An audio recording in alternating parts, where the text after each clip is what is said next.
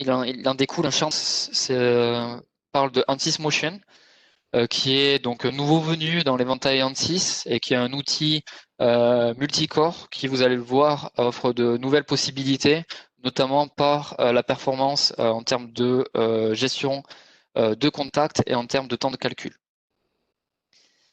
Pour tous ceux qui viennent nous rejoindre et qui ne nous connaissent pas, je me présente à nouveau. Je vais remettre la vidéo. Je m'appelle Bernard Feuillard, je travaille chez CADFEM, je suis dans l'équipe technique, dans la partie mécanique. Et puis chez CADFEM, nous distribuons donc les solutions ANSYS, pas uniquement ANSYS, mais essentiellement ANSYS. Et surtout, nous vous accompagnons dans l'utilisation de la simulation numérique. Donc, je l'ai cité précédemment, ça peut être par de l'information, comme ce que je fais là, par la réalisation de mandats de calcul, si vous manquez de ressources ou de connaissances tout simplement sur certaines approches, de formation pour combler ces manques, ou en support technique. Et puis je le rappelle, tous ceux qui utilisent le logiciel ont accès au support technique, donc du lundi au vendredi. Vous pouvez nous contacter, vous avez un numéro de téléphone, vous avez un email, et puis vous êtes bloqué, vous nous contactez, et puis on est là pour vous aider. Voilà. Très bien. Donc je vais me lancer dans la présentation d'ANSYS Motion. Donc avant de parler d'ANSYS Motion, j'aimerais juste faire une slide d'introduction sur le calcul multicore. Donc qu'est-ce que c'est le calcul multicore? Pourquoi on fait du calcul multicore? Donc si je prends l'exemple d'une grue, on pourrait faire un calcul qui est statique, je mets un poids au bout, puis je regarde les contraintes au niveau des différents endroits de ma grue. C'est très bien, à part qu'en faisant ça, je néglige tous les aspects d'inertie et tous les aspects dynamiques. Donc l'idée, c'est de pouvoir modéliser les aspects dynamiques. Là, il y a plusieurs options qui s'offrent à nous. On a vu par exemple des outils qui nous permettent de faire des calculs de chute, qui sont très performants pour des propagations d'ondes, etc., mais qui du coup vont être très bons pour des simulations de courte durée, par exemple de l'ordre de la milliseconde ou d'une seconde, grand maximum, mais qui, s'il faut simuler une rotation de la grue qui va prendre plusieurs secondes ou plusieurs minutes, vont avoir du mal à nous donner des résultats en temps et en heure, sur des choses acceptables. Quelques minutes ou au maximum quelques heures de calcul. Donc c'est là l'idée d'utiliser des outils qui sont optimisés pour cela en termes algorithmiques. Et ce sont ces outils qui s'appellent l'outil multicore. Ces outils multicore, alors ils existent très souvent sous la forme de considération uniquement rigide des composants, et certains d'entre eux permettent aussi de considérer les aspects flexible. Et puis là, c'est le cas. Donc avec ANSYS Motion, on pourrait considérer tous les aspects rigides et flexibles. Donc il n'y a pas de souci pour considérer la déformation des poutres de la grue lors de la simulation dynamique.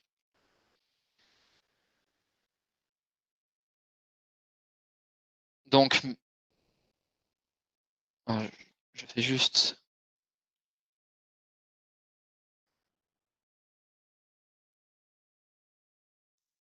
un aparté. Je vous remercie. Parfait. Donc ANSYS Motion, je commence maintenant à parler un petit peu plus dans le détail du logiciel. Alors, il se présente comment? Il se présente déjà comme un logiciel avec, on va dire, une partie standard dans laquelle on va mettre notre géométrie, nos cas de charge et réaliser nos calculs. Cette partie standard, elle est particulièrement appréciable dans le sens où vous allez le voir, ANSYS Motion arrive à gérer un très grand nombre de contacts non linéaires, à gérer la flexibilité, notamment aussi la plasticité des matériaux, et avec des temps de calcul qui sont très réduits. Et ensuite, au-delà de cette partie standard du logiciel, ils sont disponibles 4 boîtes à outils différentes.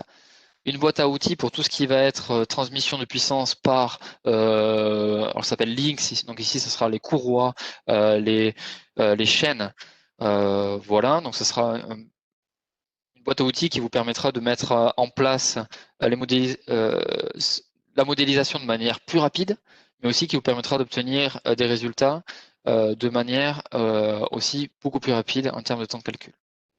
Ce qu'on peut faire avec cet outil, on peut le faire aussi pour les engrenages. Donc là, c'est une autre boîte à outils qui s'appelle ici Drivetrain. Je vais décrire ensuite le détail de chacun de ces toolkits. Il y aura une partie automobile, donc comprendre un petit peu ce qu'offre cette boîte à outils pour l'automobile. Et enfin, la partie EasyFlex, donc l'idée c'est de pouvoir simuler avec des corps flexibles sans avoir à s'embêter à passer par une phase de maillage. C'est du temps gagné pour l'utilisateur. Donc tout d'abord la place un petit peu d'Ansys Motion ou sur le marché, qu'est-ce qui est mis en avant sur ce logiciel-là. Tout d'abord, c'est le fait que c'est un logiciel qui est nouveau en termes d'algorithmique. Donc on parle ici de 3e génération. On va en parler un petit peu plus en détail après. L'idée, c'est la gestion donc, des contacts, la gestion des corps flexibles, et tout cela dans des temps de calcul qui sont réduits. Donc vous voyez ici la comparaison entre Ansys Motion et les concurrents, dans lequel il y a une différence sur ces exemples-là qui est extrêmement conséquente. Ça n'a même rien à voir hein, entre 46 minutes et 3000 minutes. Donc bien sûr, on montre les endroits auxquels c'est le plus flagrant, mais c'est déjà extrêmement impressionnant de voir qu'il y ait des différences possibles sur des simulations de ce type-là aussi grandes. Donc il y a plusieurs raisons à ce temps de calcul-là. Le premier, c'est, dont je parlais de solver de 3e génération, donc ça va être sur l'algorithmique qui a derrière. En général, on est sur des algorithmes de type explicite, là on sera sur des algorithmes de type implicite. Et ensuite sur l'utilisation ou l'intégration plutôt des corps flexibles, on va avoir aussi une intégration qui va se faire de manière différente. Et là, il va y avoir du gain. Et ensuite, il y aura un 3e point principal. Pourquoi on va plus vite avec Ansys Motion, c'est l'utilisation de ces toolkits qu'on va décrire un petit peu plus tard. Alors dans le portfolio Ansys, alors je ne vais pas montrer tous les outils qui permettent de faire du multicore, mais en fait, il y avait déjà un outil existant pour le multicore qui s'appelle Ansys RBD. Ansys RBD, c'est assez performant pour faire des corps rigides, notamment qui vont être liés entre eux. On peut gérer des contacts, mais on va dire que c'est pas un point fort pour la gestion des contacts. On peut gérer certains aspects de flexibilité avec RBD, mais là aussi, c'est pas forcément un point fort.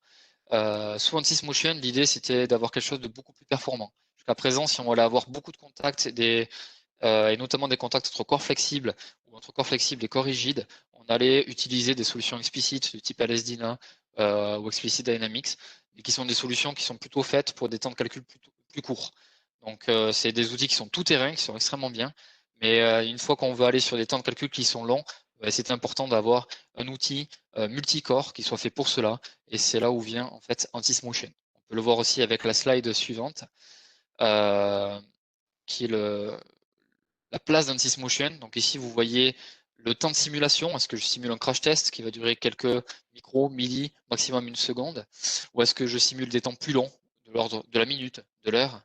Et ensuite, est-ce que j'ai beaucoup de non-linéarité à gérer en termes de contact ou en termes de matériaux avec la plasticité?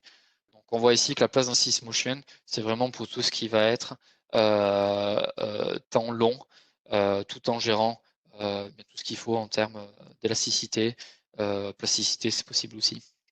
Et donc c'est du RBD avec un paysage d'application beaucoup plus grand. Donc les capacités, donc on va parler tout d'abord d'Ansys Motion, la partie standard, avant de parler de toutes ces boîtes à outils. Donc premier exemple, un exemple de mécanisme. Vous mettez votre système dans Ansys Motion, vous définissez vos conditions limites. Et puis ici, c'est un exemple d'ouverture de porte. Donc l'idée, c'est de voir les forces qui sont requises à l'ouverture, tout en prenant en compte les différents coefficients de frottement, les différents jeux d'assemblage. Donc là, il y en a quand même une certaine aussi non-linéarité en termes de jeu d'assemblage qui doit être géré et qui est géré sans souci avec Ansys Motion.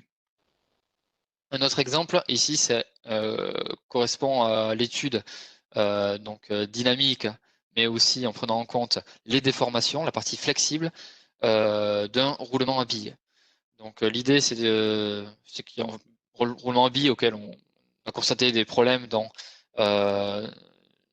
l'industrie, lors du service, de la mise en service, et puis du coup, on va essayer de comprendre ce qui se passe et d'améliorer le système. Donc, on va faire une modélisation, regarder les contraintes, se rendre compte qu'il y a des contraintes qui sont trop élevées à certains endroits, et puis on va venir modifier la cage de manière à minimiser ces contraintes-là.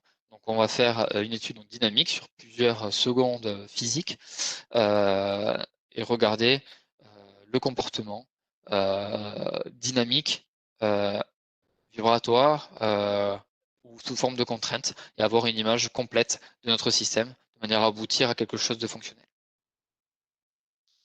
Donc ça, c'est un exemple d'application, Maintenant, j'aimerais peut-être rappeler un petit peu les 3 points forts dans Sysmotion. Le premier, c'est la gestion des contacts non linéaires. Vous avez ici un exemple, c'est un mécanisme horloger. C'est ça qui fait le tic-tac en fait dans la montre. Et ici, on a 35 contacts non linéaires, c'est-à-dire qu'à chaque fois que vous avez un lien, ici, c'est pas un pivot qu'on a mis, c'est tout simplement un axe dans le palier qui s'appelle une pierre en horlogerie, avec les jeux correspondants à chacun des endroits. Donc ça peut être au niveau des paliers, donc palier radial, palier axial. C'est pour ça qu'on arrive à 35 contacts non linéaires. Et vous voyez que selon les cas de contact avec la pièce qui s'appelle l'encre qui va bouger de gauche à droite, il y a une répartition différente, une mise en contact différente. Donc tout ça est géré sans souci avec Sysmotion. C'est la partie qui fait donc tic-tac dans la montre, là pour vulgariser un petit peu le système. Parfait. Ensuite, point fort numéro 2, c'est la gestion des contacts, non pas entre pièces rigides, mais aussi entre pièces flexibles et pièces rigides. Un autre exemple horloger qui s'appelle ici un cliquet magique. C'est un système qui est intéressant parce que quel que soit le sens de rotation de la roue en bas, ce cliquet va faire tourner la roue en haut dans la même direction. Donc cette pièce ici en bleu est entièrement flexible. Et puis vous voyez que ce soit dans cet endroit-là aussi, je vais un peu plus loin dans la vidéo, au niveau du contact entre les dents, il ne va pas y avoir de souci pour gérer le contact. Alors, je m'excuse, je vais aller un peu trop loin. Je vais juste vous montrer, si possible, la partie des sauts. Voilà, donc ici on va sauter, donc il y a vraiment un contact qui est perdu, retrouvé, et il n'y a pas de souci pour gérer ça avec un Sysmotion. Ça fait partie de toute une sorte de banque de tests qu'on a fait avec le logiciel ces derniers mois, avec notamment un de nos stagiaires qui a réalisé ceci pendant ces différents tests pendant 6 mois. Donc, je remercie Ghislain Assine pour son travail. Le point fort numéro 3 ici, c'est le temps de calcul. Donc là, j'ai un système encore horloger, donc un système de quantième. Il faut imaginer que vous avez ici, au niveau de chacune des dents, un chiffre qui va correspondre au chiffre du mois, de 1 à 31. Et puis vous visualiserez seulement un de ces chiffres-là. Donc lorsqu'il y aura à la fin de la journée le besoin de passer de la date 1 à 2, par exemple, eh bien, vous avez ce système qui s'actionne. Puis l'objectif, c'est d'être sûr qu'il n'y aura pas de double saut, c'est-à-dire qu'on passe pas du jour 1 au jour 3. Donc ce système-là, il y a 2 ressorts qui vont être considérés comme flexibles, les autres pièces sont considérées comme rigides, et on a un temps de calcul pour réaliser ce que vous voyez là devant vous, qui est de l'ordre de 7 minutes si vous avez un calcul qui est non linéaire, c'est-à-dire que vous allez vraiment gérer la non-linéarité des ressorts, c'est-à-dire que la force, la rigidité du ressort dépend bien de sa déformation, voilà, c'est ça la non-linéarité. Ça prendra 7 minutes si vous voulez avoir un système qui est linéaire, donc un petit peu approximé. Vous aurez un calcul qui va se faire ici en 1 minute. Tout cela sur 4 cœurs, sur un laptop. Alors je ne sais pas si ça vous paraît beaucoup ou pas beaucoup. Pour un ordre de grandeur, on fait déjà ce type-là de calcul avec d'autres solutions ANSYS. Et on est plutôt de l'ordre de l'heure et pas de l'ordre de la minute. Voilà. C'est vraiment un changement pour nous conséquent en termes de temps de calcul. Voilà donc pour les 3 points forts. Maintenant, je vais aller module par module. Ça, c'est une photo qui a pas lieu d'être ici. Donc, ça va être la partie drivetrain. Donc, ce sont sur les engrenages. Donc, au niveau des engrenages, qu'est-ce que l'on va voir ici? On va avoir un système avec un stator à l'intérieur duquel sont fixés plusieurs arbres, plusieurs roues. Et ce qui va nous intéresser, c'est de comprendre un petit peu comment se passe cette transmission bien de puissance. Est-ce qu'on peut s'attendre à des problèmes acoustiques en termes de vibration trop élevées? Est-ce qu'on peut s'attendre à des problèmes tout simplement d'usure ou alors encore plus simplement à des problèmes, je sais pas moi, de blocage quelque part parce qu'il va y avoir une déformation d'un arbre trop conséquente qui fait qu'on va avoir du mal à transmettre l'effort d'une dent à l'autre. Donc pour cela, on va utiliser dans Sysmotion eh bien, la partie pré-processing. Dans la partie pré-processing, on peut en fait définir chacune de nos roues. Donc pour cela, on va définir les roues, les tailles des dents, etc. avec les paramètres qui sont les mêmes que ce que vous allez retrouver par exemple sous Keysoft. On parle pas de choses qui sont complètement déconnectées. On peut intégrer des paliers qui sont déjà prêts à emploi, donc il n'y a pas besoin de les redessiner. Il y a toute une série tout un catalogue, je vais le montrer après. Et ensuite, on va pouvoir de manière évidente intégrer ces roues, ces paliers sur un arbre qu'on va pouvoir aussi intégrer de manière évidente au niveau de notre stator. Donc là, la question à laquelle je m'attends de votre part, c'est déjà c'est la suivante. Donc je la pose comme si vous me la posiez. C'est pourquoi redéfinir une géométrie dedans, sachant qu'on dispose déjà de la CAD prête à emploi. Alors, pour ça, c'est très simple. Si vous avez une CAD prête à emploi, vous pouvez très bien le mettre dans le système ANSYS Motion, lancer vos calculs dessus. Ça fonctionnera, c'est exactement ce que j'ai présenté jusqu'à maintenant. Néanmoins, pour faire cela, il va falloir que vous mettiez vous-même vos propres contacts, donc définir que chacune des dents d'une roue peut être en contact avec chacune des dents de l'autre roue, ce qui est un petit peu chronophage. Donc l'idée d'utiliser ici cette interface dans laquelle vous redéfinissez les roues dans l'interface sans avoir à les intégrer, intégrer un cadre déjà tout prêt. On sait déjà que vous gagnez ce temps en pré-processing en termes de mise en place des contacts, mais c'est pas ça le gain le plus grand. Le gain le plus grand, c'est que si vous voulez considérer la flexibilité de vos composants et de vos roues dentées, on a déjà vu qu'ANSYS Motion est très fort pour gérer tout ce qui est corps flexible, c'est vrai, mais en fait il peut être encore plus fort si vous voulez, dans le sens où on peut simplifier un petit peu plus le système tout en étant complètement réaliste. Au niveau des dents, il n'y a pas besoin de mailler les dents entièrement. Ce que vous propose de faire le logiciel, c'est à partir du moment où vous définissez avec le toolkit engrenage ces différentes roues dentées, vous pouvez définir le nombre de points d'intégration le long de la dent. Donc, c'est-à-dire que vous êtes capable de considérer la rigidité de la dent d'une manière déjà précise, mais surtout très peu coûteuse en temps. Vous pouvez aussi définir comme ça la flexibilité du corps de la roue. Donc ça, c'est un premier point. Tout ce temps-là, c'est du temps qui sera gagné après en temps de calcul. Et donc, si vous voulez faire plusieurs variantes, ben, ça sera du temps gagné derrière. La deuxième chose que vous pouvez faire en définissant les roues de cette manière-là, c'est aussi plus tard de mettre en place des modifications géométriques qui sont extrêmement aisées. Si vous voulez prendre en compte, par exemple, des variations géométriques que vous constatez tout simplement lors du processus de fabrication, vous pouvez le faire. Vous avez ici, ça sera des cellules qui sont disponibles, dans lesquelles vous rentrez une valeur de déviation au nominal. Et vous pouvez même dire que c'est pas la même déviation d'un côté de la dent que de l'autre. Donc vous choisissez ces déviations-là. Et vous pouvez comme ça comprendre un petit peu l'impact de ces variations géométriques sur le comportement de votre dent. Donc pour le remettre dans l'ensemble, en passant par l'outil Toolkit, vous gagnez du temps en termes de pré-processing dans le sens où vous n'avez pas à redéfinir tous les contacts. Vous gagnez du temps en termes de temps de calcul dans le sens où vous avez une considération de la flexibilité qui est la plus efficace possible parce qu'elle est aussi simple qu'elle peut l'être avec les besoins de réalisme associés. Et le troisième, c'est que vous avez possibilité de faire ces modifications géométriques derrière pour considérer les variations au niveau des dents lors de la fabrication. Il y a possibilité, si vous ne souhaitez pas rentrer à la main chacune des valeurs pour définir vos dents, de l'intégrer directement depuis Keysoft. Donc ça c'est nouveau, qui est ce lien-là avec Keysoft. Ici on parle d'ANSYS Motion, un logiciel qui est dans le portefeuille d'ANSYS depuis un peu plus d'1 an. On a mis un peu de temps pour le présenter de manière à ce qu'il y ait une certaine maturité en termes d'intégration. Puis on voit que ça vaut le coup puisque c'est le cas, on nous montrera encore plus d'intégration après. Au niveau des paliers, je vous laissais parler de catalogue, donc je pense notamment à SKF, mais pas seulement. Vous avez toute une série de paliers disponibles. L'avantage de ces paliers déjà intégrés, c'est que vous n'avez pas besoin de donner des rigidités. Elles sont déjà connues par le logiciel, et donc ça vous permettra ici d'utiliser ces rigidités-là. Au niveau de l'arbre, c'est la même chose. L'idée, c'est d'avoir un arbre qui soit flexible, parce qu'en vrai, il va être flexible, mais tout en ayant des temps de calcul qui sont acceptables. Donc ici, il n'y aura aucun souci pour intégrer cette méthodologie-là. Vous avez votre arbre qui soit considéré de manière flexible, vous mettez par-dessus les différents paliers et roues dentiers que vous avez créés précédemment.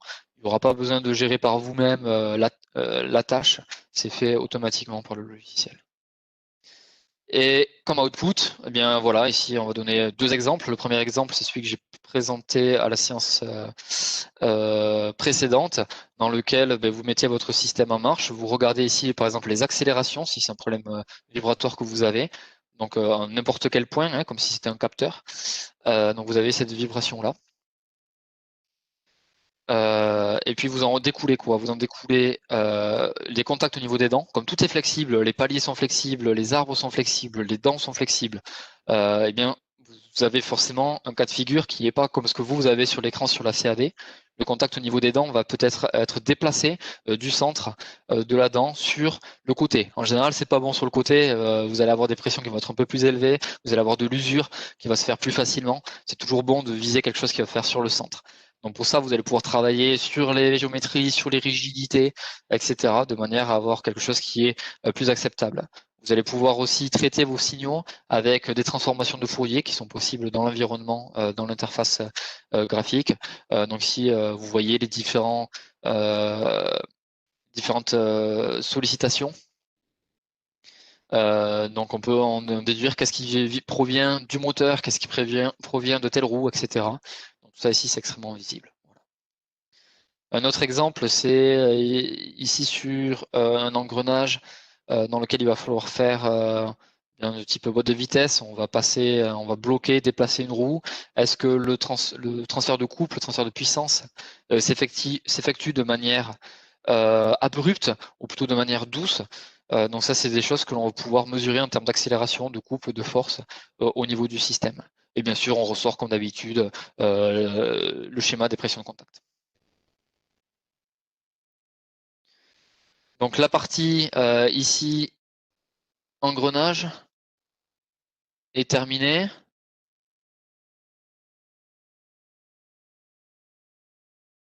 Je regarde juste certaines questions. En termes de matériaux, il y a beaucoup de choses qui sont possibles. Donc sur la question spécifique, sur un matériau composite spécifique, j'ai pas la réponse directe. On pourra traiter ça en aparté après la séance. Donc dans la partie maintenant courroie, qu'est-ce que permet de faire la partie courroie? Alors, il y a des choses équivalentes à ce qu'on a vu précédemment en termes de philosophie. La première idée, c'est que vous avez encore une interface graphique qui va vous permettre un petit peu de vous simplifier la vie. Il n'y a pas besoin, par exemple, sur une étude de chaîne comme ça, de créer la chaîne dans la partie CAD, de l'importer dans le logiciel et ensuite de définir le contact pour chacun des maillons. Donc, si vous avez une centaine de maillons, ça veut dire qu'il faudra définir plusieurs centaines de contacts. Ça serait des choses qui seraient extrêmement fastidieuses. Donc l'idée ici, c'est déjà d'épauler l'utilisateur dans cette direction-là. Donc ce que vous faites, c'est que vous importez uniquement en maillon élémentaire. Si c'est une courroie, ça sera une section de courroie élémentaire. Et ça va être le logiciel ANSYS-Motion auquel vous aurez défini tout d'abord un sentier qui va, par lui-même, connaissant le pas, créer le nombre de maillons requis, les placer de manière judicieuse, de telle sorte à ce que l'on puisse avoir notre chaîne complète autour des roues que nous avions sélectionnées et définir les contacts associés. Donc là déjà c'est du gain de temps en termes de pré-processing. C'est aussi du gain de temps en termes de calcul, puisqu'une fois que c'est la même méthodologie qu'avec les engrenages, on va pouvoir avoir l'algorithmique derrière qui correspond au niveau du contact. Donc, en termes de domaine d'application, on va avoir par exemple ici des railleurs au niveau du vélo. Donc là, c'est un calcul qui prend une dizaine de minutes. Donc c'est quelque chose qui est vraiment très court. Donc on va pouvoir en sortir bien le couple, on peut mettre des coefficients de frottement, regarder l'impact sur le couple, la transmission, etc. Quel est l'impact aussi de la partie dérailleur? Il y a ce ressort qui vient précontraindre le dérailleur en bas, quel est son impact sur le système. On va pouvoir considérer aussi d'autres choses comme les aspects de contrainte. Donc ici sur tout ce qui est chenille, voilà. Ou alors si vous avez typiquement ici de wagons industriels qui seraient déplacés par courroie, et de regarder les effets d'inertie qui correspondent. Il y a d'autres cas d'application plus spécifiques, comme un roller coaster qui finalement n'est qu'une chaîne qui déroule le long d'un sentier préétabli. Donc là, on en sort bien entendu tout ce qui est accélération à chacun des endroits, à chacun des wagons, et à chacun des endroits, notamment du roller coaster. Donc ici, là, c'est un exemple auquel on aurait une étude de chenille qui serait perturbée lors de la rotation par des obstacles qui sont ici représentés par ces petits cylindres.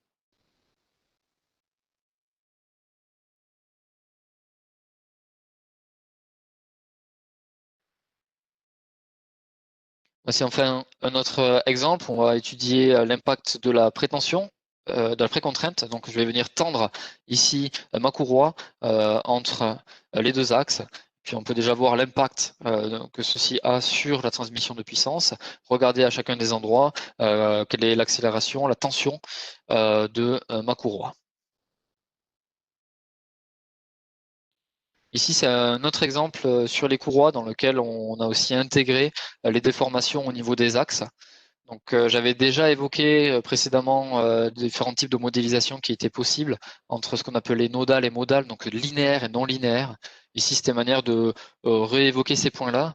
Lorsque vous avez un arbre complet, vous pouvez décider vous-même si vous utilisez une approche linéaire ou non linéaire. Linéaire, donc la rigidité dépend de la déformation. Non linéaire, la rigidité dépend de la déformation. Linéaire, on aura une rigidité qui se voudra constante. Et puis en termes de temps de calcul, eh bien, ça permet d'avoir des choses qui sont encore plus réduites si on a quelque chose qui est simplifié, qui est linéaire. Et dans cet exemple-là, en attendant, quand on compare les deux approches, on a quelque chose qui est très similaire. Donc, on va dire que l'outil Motion, on parlait de temps de calcul extrêmement réduit. Vous voyez qu'il y a quand même toute une série de raisons pour lesquelles on a ces temps réduits-là. Ces temps réduits-là, vous avez donc possibilité de jouer sur la modélisation, sur la mise en place de votre système pour obtenir des temps de calcul de faibles à très faibles, selon aussi le degré de précision que vous souhaitez derrière. Et pour faire écho à l'outil engrenage, on voit ici que sur tout ce qui est courroie, eh bien on peut en ressortir les mêmes choses, quelle est la vibration qui en découle, etc. Donc voilà pour les deux boîtes à outils, j'ai envie de dire, majeures de Dentist Motion. Maintenant, on a deux boîtes à outils qui vont être un petit peu plus spécifiques pour la partie automobile et un peu plus ouverte pour la partie EasyFlex. Donc pour la partie automobile, voilà le type de simulation que vous pourrez réaliser. Donc l'objectif ici, c'est de fournir toute la bibliothèque nécessaire à la mise en place de tests qui sont standards dans l'automobile. Donc quand vous avez des études, ici on parle de KNC, donc ça va être tous ces tests qui sont réalisés, par exemple quand vous amenez la voiture pour la révision, bien un des tests qui est fait sur les amortisseurs, c'est par exemple celui que vous voyez ici. Donc l'objectif c'est de comprendre un petit peu comment se comporte le système, que ça soit d'un point de vue tout simplement géométrique, est-ce qu'il y a possibilité de vraiment bouger comme on le souhaite, mais aussi d'un point de vue dynamique, donc quels vont être les efforts, les amortissements associés. Donc pour réaliser ce type d'analyse-là, qui sont souvent standards, ou alors au niveau de la colonne de direction, il y a toute une série. Non, je vais passer sur la slide suivante. Il y a toute une série d'outils, de templates qui sont disponibles pour l'utilisateur pour mener à bien ces calculs spécifiques à l'industrie automobile le plus rapidement possible. Donc ça couvre, vous voyez ici, colonne de direction, amortissement, etc. Donc voilà pour la partie automobile, je ne m'y attarde pas plus parce que c'est quand même assez spécifique. C'est pour mentionner le fait que ça existe. Après, dès qu'il y a d'autres applications automobiles qui passent pas par cette boîte à outils automobile, comme vous l'avez vu tout à l'heure, au niveau de l'ouverture de porte. Ici, on parle vraiment de ces tests, notamment KNC, qui sont spécifiques à l'industrie horlogère, à l'industrie automobile, pardon. Mais les autres, la partie baseline, Motion permet de couvrir tous les autres besoins, que ça soit justement horloger, automobile ou autre. Donc la partie EasyFlex maintenant, c'est une partie qui va vous permettre de mener à bien des calculs sans avoir à mailler votre système. De manière typique, en simulation, on commence avec une géométrie 3D. On va faire la partie de modélisation, définir les conditions limites, le cas de charge en fait, le mettre en place. Et ensuite, on va devoir discrétiser notre système, nos composants, par le biais d'un travail de maillage, qui parfois peut être simple, parfois peut être fastidieux. Et ensuite, on lance le calcul et on obtient nos résultats.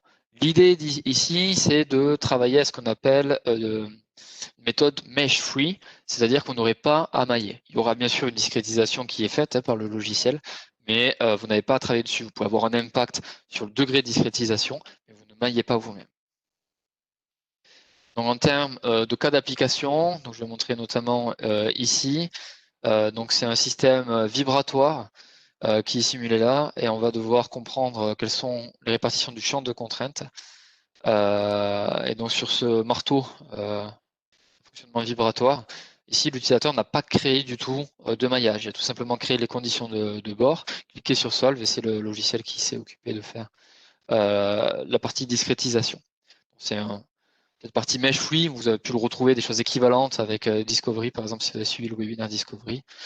En tout cas, c'est une option qui est aussi possible avec l'environnement ici présent.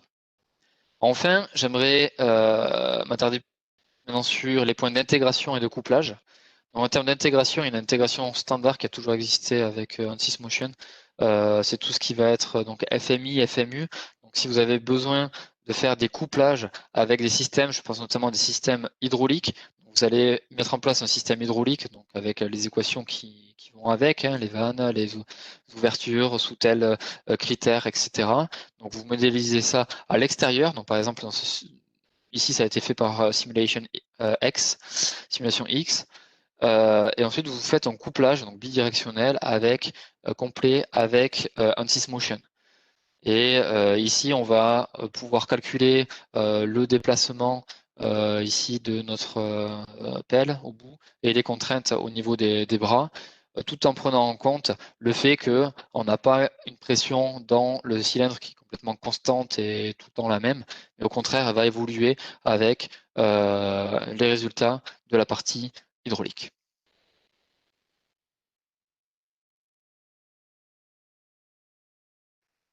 Donc ça, c'est une intégration vers du coup une utilisation FMI, FMU, système hydraulique notamment.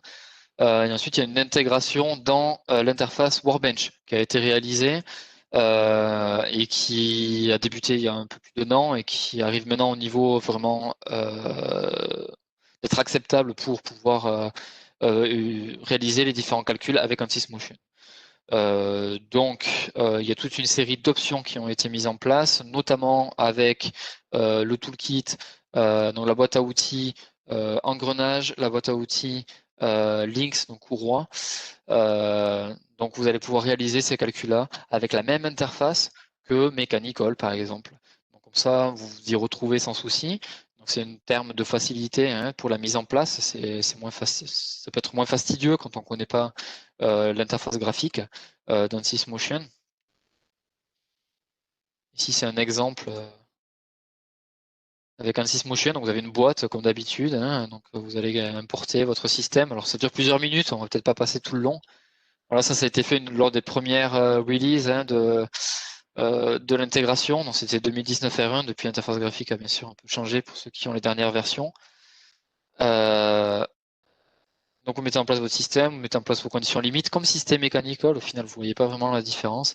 Puis vous lancez votre calcul.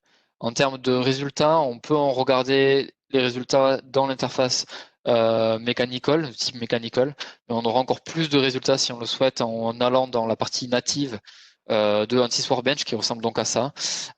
Vous avez ici possibilité de créer les différentes courbes que vous voulez avoir. Ici, l'avantage, c'est qu'on peut avoir la courbe en direct en même temps que le déplacement. Quand vous cliquez ici sur Play, vous avez à la fois la position sur vos courbes et la déformation dans votre système.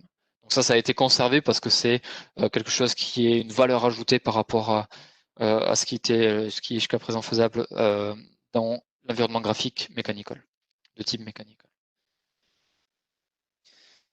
Puis le fait de travailler avec l'interface Workbench, en fait, ça ouvre de nouvelles possibilités, notamment toutes les possibilités standards avec les autres modules, à savoir la paramétrisation ou le couplage, comme ici on a pu le voir, le couplage entre les résultats de type électromagnétisme avec Maxwell, et ensuite de repartir sur du mechanical, etc.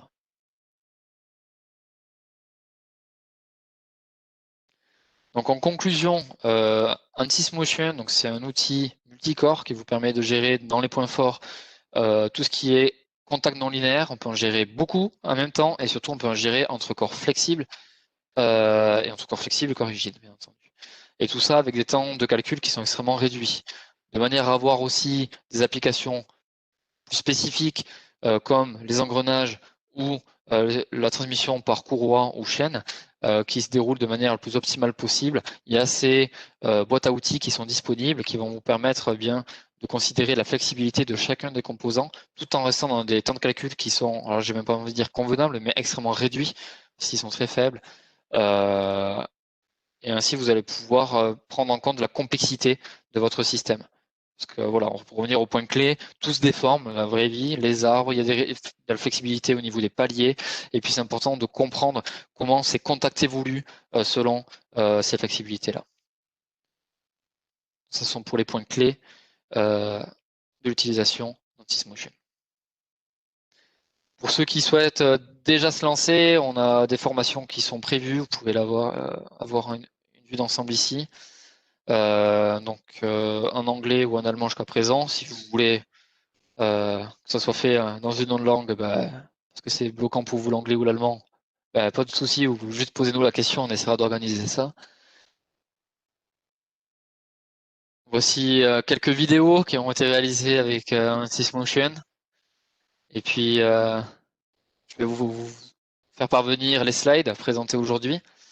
Vous aurez nos contacts, donc adresse email, site web, numéro de téléphone. Et puis s'il y a une question qui vient, ou si vous voyez que j'ai pas répondu à une des questions que vous avez posées, n'hésitez pas à nous recontacter. Et puis on apportera toutes les réponses requises. Voilà. Donc là, je vais tout d'abord regarder les questions restantes. On va prendre quelques minutes là-dessus.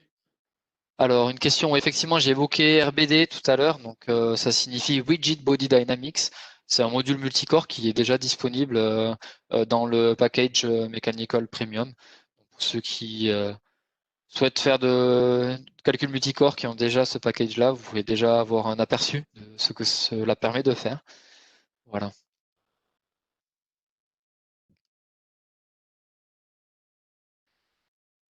Alors, dans les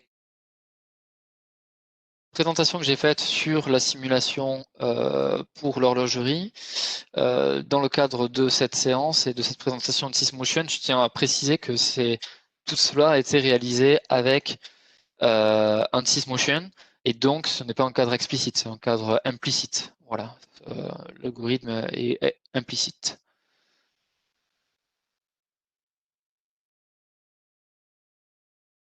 Effectivement, jusqu'à présent, on avait tendance à utiliser des solutions explicites pour couvrir ces besoins-là, qui étaient fonctionnels, mais avaient des temps de calcul beaucoup plus longs. Et là, on voit un avantage avec ANSYS-Motion de réduire ces temps-là pour le même résultat.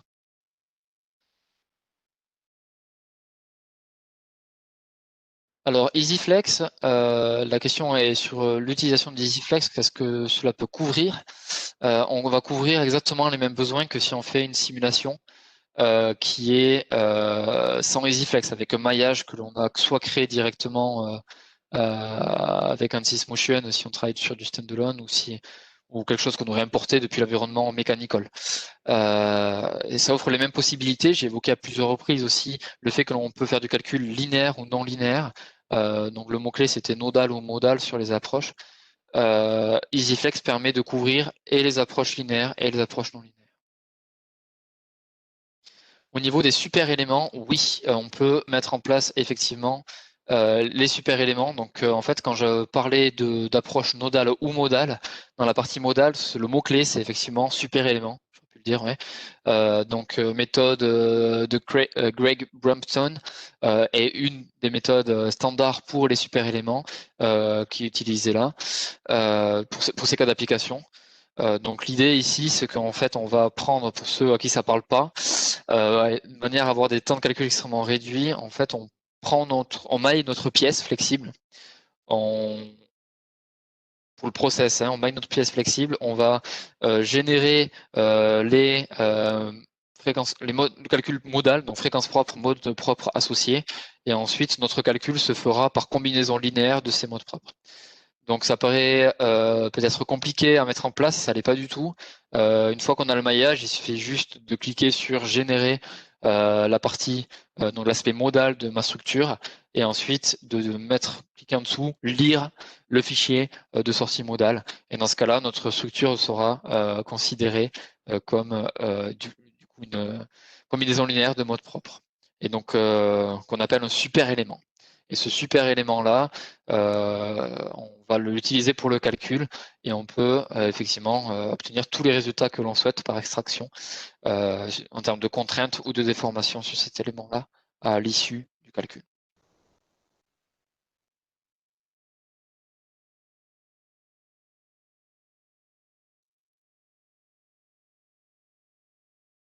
En termes de co-simulation, il y a des possibilités avec MATLAB. C'était la question, voilà la réponse. Oui, il y a des possibilités là-dessus.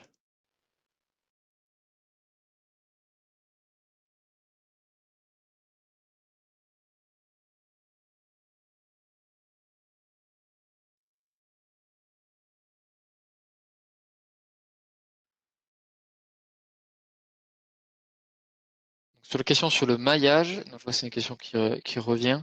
Donc quand j'ai parlé de EasyFlex, du coup, il n'y a pas besoin de mailler, on peut donner un taux de discrétisation qui va correspondre. Maintenant, si on veut mailler, on va utiliser tout simplement, et c'est notre recommandation, ce qu'on fera dans tous les cours en Motion, on va utiliser le mailleur Mechanical, tout simplement.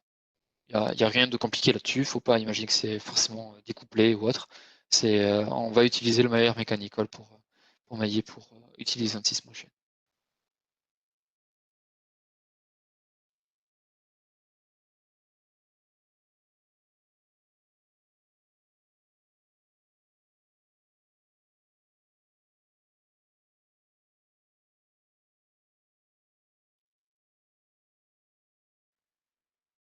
Alors, je vois que il n'y a plus de nouvelles questions qui apparaissent. J'espère que je n'en ai pas sur la quantité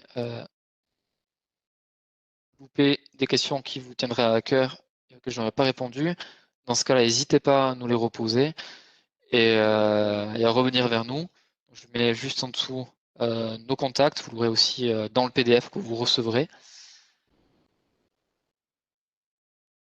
Donc je tiens à vous remercier de votre présence pendant cette séance ou ces deux séances, pendant ces 2 heures de présentation. J'espère que j'aurai permis de vous faire découvrir des nouvelles possibilités et que cela correspondra à vos besoins, vous aidera dans la vie de tous les jours à avoir des produits plus performants ou tout simplement à développer de nouveaux produits. Et puis, merci encore à vous et je vous dis j'espère tout bientôt pour de nouveaux webinaires ou dans le cadre de formation ou de projet. Merci encore. Au revoir.